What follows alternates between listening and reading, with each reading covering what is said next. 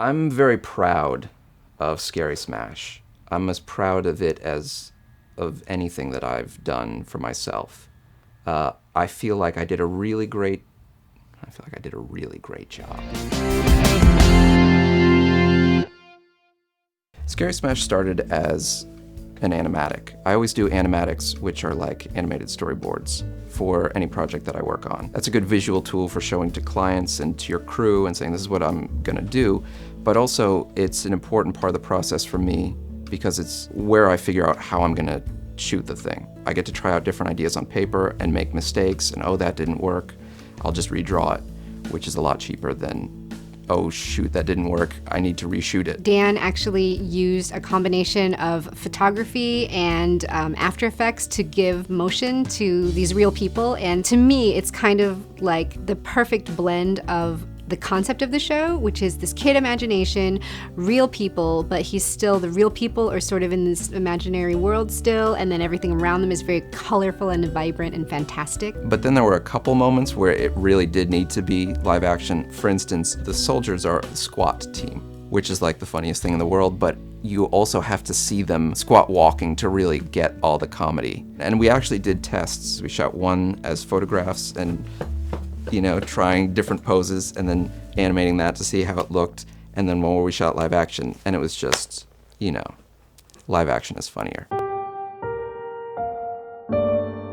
One of the reasons I chose the style of animating photos for Scary Smash was because I wanted a low-key shoot, and that's exactly what I got. And we were just playing music and having fun and laughing, and that was great, especially when you're shooting comedy, because one of the things that people assume about comedy is that it's going to be funny because it's written funny.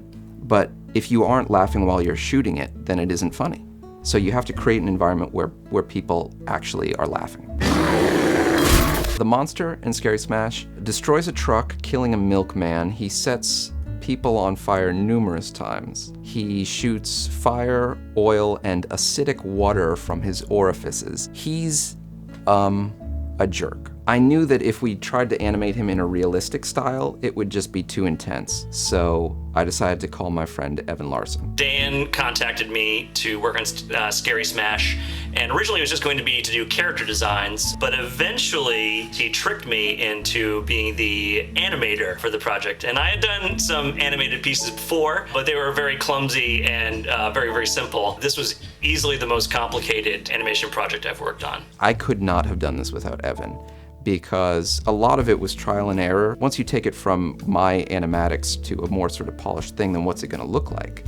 And Evan was really crucial in setting the tone through his drawings. My approach to most character design work is basically to try and create a drawing that looks really bad, and then just basically take it one step back towards something that looks like it might be passable. I think he wound up doing something like 300 to 400 drawings. These are all of the pencils that I went through while working on Scary Smash. A lot of non-photo blue pencils.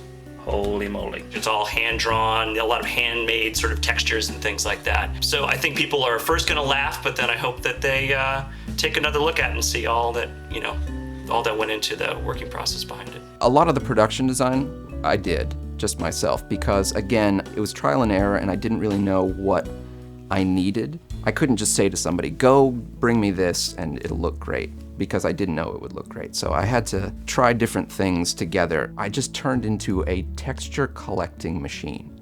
Like I'd be out to dinner with my girlfriend and then I would be like, oh, look at that placemat over there. And next thing you know, I'm spending 5 minutes just photographing someone's placemat because it has like a straw quality to it. And I'm like, this will look great as someone's house. For the wheels on the milk truck, I used some wheels on a tricycle at Link Neal's house. I went there for a shoot and then I'm like, look at that tricycle, There's a party room where the rug of the floor is the top of a chair in my apartment, and the back wall is the face of a piñata. Don't ask me why. For grass, I used a placemat. I originally tried using a photo of grass, but it looked too much like grass.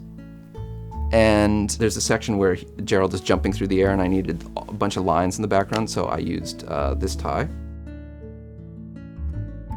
It's a good tie. You gotta admit, I just used anything I could get my hands on. Did you feel good about that story?